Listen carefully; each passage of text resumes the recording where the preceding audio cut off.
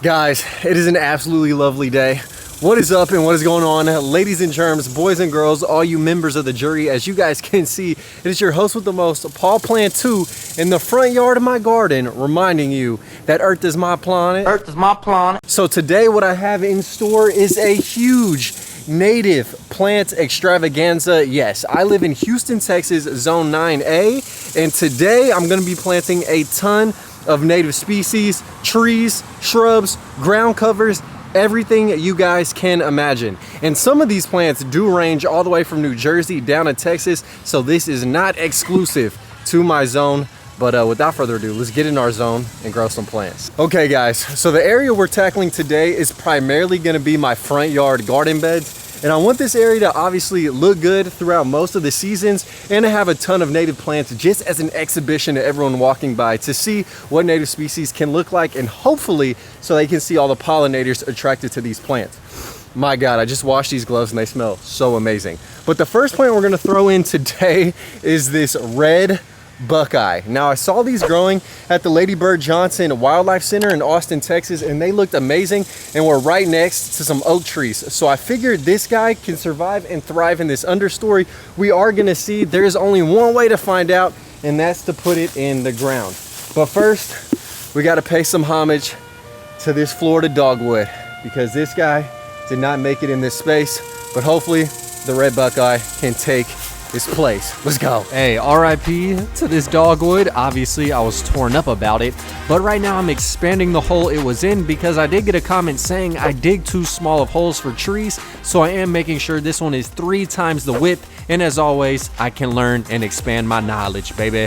Whew, improper technique too. Wow, look at that. Okay guys, so we have the hole dug. It looks like a bomb went off, and now it's time to throw in the red Buckeye and just look at the foliage. Definitely super interesting, very marijuana-esque, if you will, and the flowers on this red Buckeye are crazy.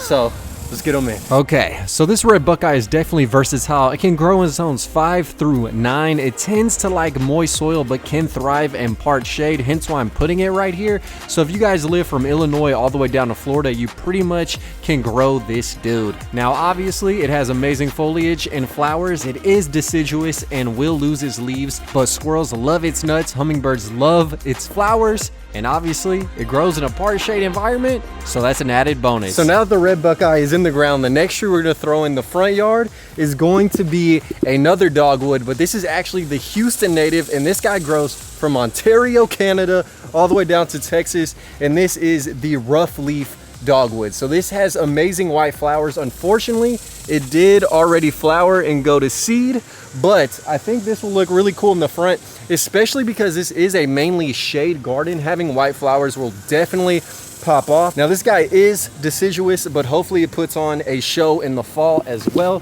So without further ado, let's get this one in, and I venture to say it'll perform a lot better than the Florida rendition. Okay, man, as was the case with the Cornus Florida, we have this sago palm that was doing horribly in the yard. It kept falling over during rainstorms, so it was slow to root, and the leaves were just dying. It wasn't springing up with new ones, so I decided just to remove this guy and instead replace him with a more beneficial native, hence why we're throwing in this dogwood.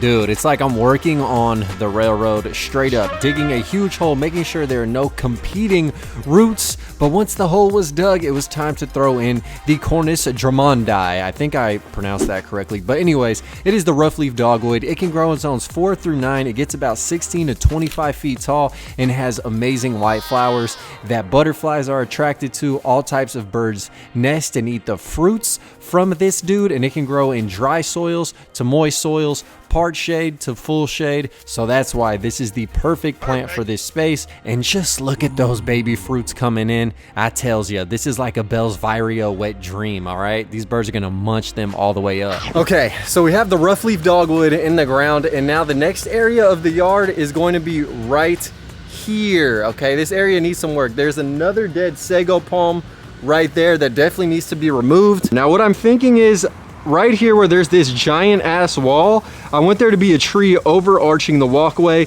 and a beautiful evergreen tree to boot. And the remedy to my problem is gonna come in the form of this tiny little Mountain Laurel Texas native tree. Now this guy grows a lot in the hill country around Austin, San Antonio, and it has beautiful purple flowers in the spring. So I think this guy definitely is the right choice, and I can kind of tree form it to arch over my walkway, which I think will look really, really cool. And it's a tiny little one. It was only 16 bucks. So got hella room and time to grow. All right, let's prepare a nice little hole for the Mountain Laurel. Dude, I would highly recommend growing this if you guys live in zones 7 to 10, because this is a perfect plant for any desert-like garden. It likes rocky limestone soil, okay? It's native to New Mexico and Texas, and yes, it looks amazing in the landscape. Like the Roughleaf Dogwood is kind of an acquired taste in the home landscape. However, the Mountain Laurel definitely busts, okay? And it also is drought tolerant, which is super sick. It doesn't need too much water. It doesn't need amazing soil, and it grows all around my neighborhood, all the way in the hill country of Texas. So if you guys kind of are looking for a nice landscape tree that's low on water use, I would definitely recommend trying to get your hands on one of these guys, because it looks fantabulous, and also it benefits the insects and birds too, and that's why we do this. All right, guys, we have the Texas Mountain Laurel completely planted. It looks like a tuft of hair just in a whole slew and mess of leaves, which I guess is cool. Anyways, man, the sun is coming out, it's getting hot, and I have to plant some full sun loving bushes and trees now. So this is going to be an arduous task, considering it is hot as hell, hot as Hades, hot as the devil's nut. All right, so here we are, man, in the full sun. Shining bright, crazy. And the plant we're throwing in is going to be this Mexican bush sage. Now I have a couple of these planted. These are like a pollinator's heaven. They have a lighter kind of minty color to the foliage, which is really cool. Then they have purple flowers. So this area, as y'all can see, is getting full sun right now. It's on the outskirts of the garden bed around the edge of my front yard property area. So anyways, this is right where I start planting individual plants, and I keep things not uniform at all. So this dude is definitely going in. Okay, the Mexican bush sage, aka Salvia lucantha, is going in right now, and this is one of my top plants. I'm not even kidding you guys. It grows in zones 8 through 10. It is a super low water plant, so it can survive and thrive in drought-ridden areas, and it produces absolutely bodacious purple flowers. Also, the foliage looks super good. It's a perennial. It'll die to the ground and come back in a cold winter. But guys, this is like a 3 foot by 3 foot banger. So the next plant we're gonna throw in is also going to go on the side area of my garden. And I actually placed it way back there where it's gonna reside, and it is a Yaupon holly. So obviously when I plant native species, it's for the insects, the wildlife. So this is a prime example of a plant that will feed the birds. Yaupon hollies are covered in red berries in the wintertime, so it also adds some interest to the garden. But yeah, it's going right behind all of these fruit trees and other plants as a backdrop on this fence line. So let's get it in. Guys, I am toiling in the full sun to plant this dude, all right? This is the Ilex vomitoria, because its berries will make you throw up if you're a person, but it'll make you grow up if you're a bird, all right? Hella nutrition for them. Now, this plant can grow in zones 7 through 9. Dude, it's resilient. Dry soil, wet soil, sun, shade, or anywhere in between. It can thrive and survive. Now, the plant I picked out is a female, hence why it produces berries, but I planted a dwarf male variety. They sell those at all the big box stores, so bring them together, let them make sweet love, and give the birds a buffet.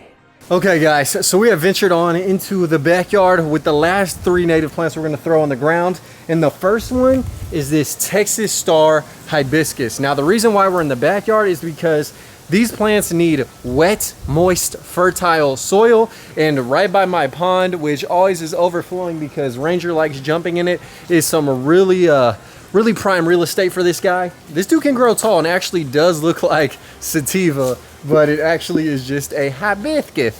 So we're gonna go ahead and get this little dude into the ground, and it'll form a nice little backdrop to the pond. All right, this is Hibiscus cochineus. Sounds like a Spartan warrior. Anyways, man, it requires moist soil, grows 4 to 7 feet tall, and as I said, man, this looks like weed, bro. Like, it got them sativa-looking leaves straight up. So if you guys do have a police neighbor, this will definitely have them double-taking, sniffing leaves, but then once they see the flowers, if they know anything about what marijuana looks like, then they'll know, oh man, we busted the wrong guy. Now, this grows in zone 6 to 11, and I can't wait to see a flower. So last and certainly not least, in terms of the major shrubs we're throwing in the ground, wow, that leaf just went all up in my mouth. We have this Virginia Sweetspire. I think it's Itea virginica or something like that. Anyways, this dude has amazing flowers. I actually saw a flower earlier this season, but I am putting it in the ground way too late. But the flowers look amazing. They're white. They're a huge pollinator attractor. It's windy. Let's just plant this dude. Okay, believe it or not, I'm running out of space in the backyard, but I found a little part shade area for this dude right here.